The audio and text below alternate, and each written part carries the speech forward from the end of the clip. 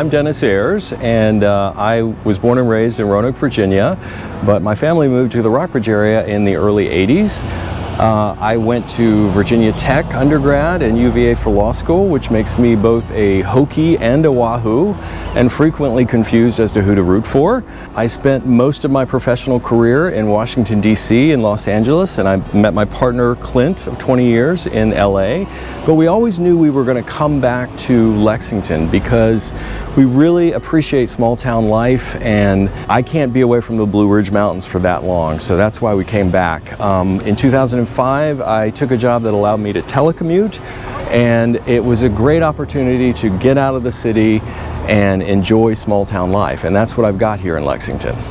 I'm currently the office manager for the Commonwealth Attorney's Office. This courthouse was built in 2009, and we moved over from the old county courthouse on Main Street, that you might be familiar with. This facility houses the Circuit Court, the Juvenile and Domestic Court, and the General District Court, as well as the Commonwealth Attorney's Office where I work.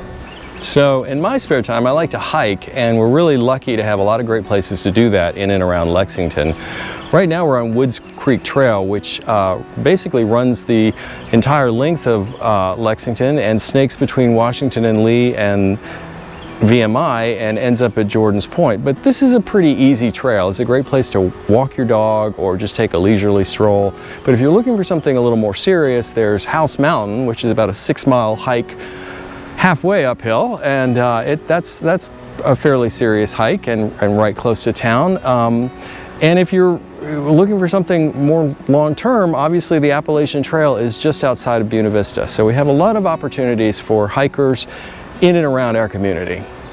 So I was elected to Lexington City Council in 2019, and I'm Lexington's representative on the Regional Board of Tourism, which has been a wonderful opportunity for me to understand better how important tourism is to our region.